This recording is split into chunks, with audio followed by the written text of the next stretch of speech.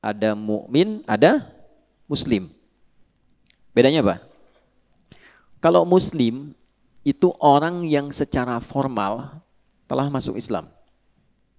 Ditandai dengan pengucapan kalimat syahadatin. Asyhadu an la ilaha illallah wa anna Muhammadan Rasulullah. Kalau sudah mengucapkan syahadat artinya muslim. Sudah? Baik, ada yang masuk Islam bersyahadat misalnya 20 tahun lalu, 10 tahun lalu. Nah, Pak Ferdi udah berapa tahun tuh, ya? Nah, kalau sudah bersyahadat kemudian sudah matang, nah itu bukan mu'allaf lagi, muslim. Nah, mu'allaf itu dua. Mu'allaf itu satu, orang yang belum masuk Islam tapi tertarik dengan Islam. Sering ikut kajian, ikut-ikutan berhijab misalnya, kan? Kemudian nanya-nanya tentang Islam. Nah, dia boleh disupport dengan bagian dari zakat, tidak harus uang bentuknya. Orang kaya senang kajian, ya belikan buku-buku keislaman, majalah keislaman, difasilitasi. Nah, itu kecenderungan yang hatinya lembut untuk menerima Islam, disupport supaya lebih banyak tahu. Yang kedua, sudah masuk Islam, tapi kondisinya masih lemah dalam kondisi untuk mendapatkan dukungan. Seringkali misalnya terpisah dari keluarga, dapat tekanan dan sebagainya. Maka golongan muslim yang lain diperintahkan oleh Allah untuk mensupport itu supaya merasakan ketentraman dalam keislamannya, termasuk di bab harta. Maka muncul skema zakat di situ, wal muallafati qulubuhum, ya kan? Golongan keempat di Quran surah ke-9 ayat ke-60 dari 8 golongan penerima zakat.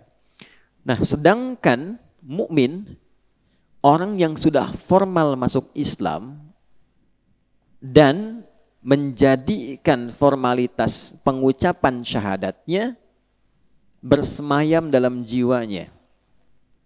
Ya, bahasa singkatnya gini kalau terlalu dalam tuh. Kalau mau jadi muslim, Islam, ucapkan asyhadu an la ilaha illallah wa anna Muhammadan Rasulullah. Diucapkan tuh pakai apa? Pakai lisan. Oke? Nah, nanti yang diucapkan di lisan itu muslim. Kalau sampai ke dalam hati, dihayati, dipahami, jadi komitmen. Beda, kalau sampai ke hati itu lain rasanya. Cinta di lisan dengan di hati itu lain. Oke? Cinta itu kalau sudah masuk ke hati, dia akan memberikan segala yang mungkin dipersembahkan. Zik, mana zik? Nah, itu ya. Nah. Tapi kalau baru di lisan, itu belum jadi komitmen. Hanya pembuka saja.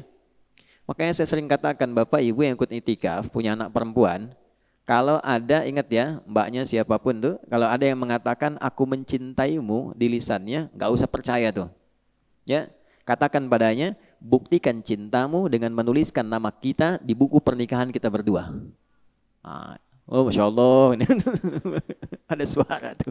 Ya, BPKB ya, buku pernikahan kita berdua. Nah, nanti komitmen itu kalau dituliskan sampai ke hati, wujudnya perhatian.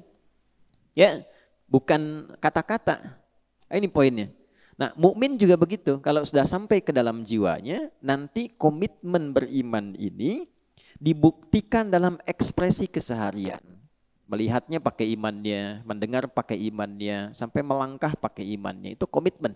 Itu bedanya beriman dengan berislam. Ada kasus begini, sebelum kesini ya.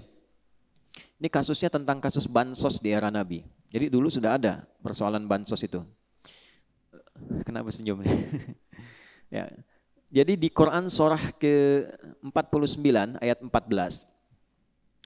Satu kali ada pembagian bantuan sosial dari Nabi disampaikan, lalu ada orang Arab Badui mengklaim begini, ya Rasulullah, saya sudah beriman, jadi dapat dong saya bagiannya gitu. Oke? Saya sudah beriman, jadi dapat itu bagiannya. Maka menariknya langsung turun ayat. Langsung turun ayat. Qalatil a'rabu amanna qul lam tu'minu. Kan? Walakin qulu aslamna walamma yadkhulul imanu fi qulubikum. Orang Arab Badui datang berkata, saya sudah beriman. Boleh dong kalau beriman menerima bansos, kan? Nah, waktu itu bilang begitu. Nah, Allah langsung memberikan klarifikasi dan menegaskan, ya, lam tu'minu, kamu belum beriman serius. Sebab kalau beriman yang serius itu, hati-hati ya, itu arah kebijakan amalnya itu bukan karena materi. Mau ada bansos, mau tidak, ya ke masjid tetap ke masjid. Mau ada bantuan atau tidak, sholat tetap jalan. Jangan karena ketemu Nabi, karena pengen sesuatu. Nah itu tipikal belum iman. Tapi walakin qulu aslamna, katakan kamu baru formal masuk Islam. Walamma yadkhulul imanu fi qulubikum, sedangkan imanmu itu belum sampai ke dalam jiwa.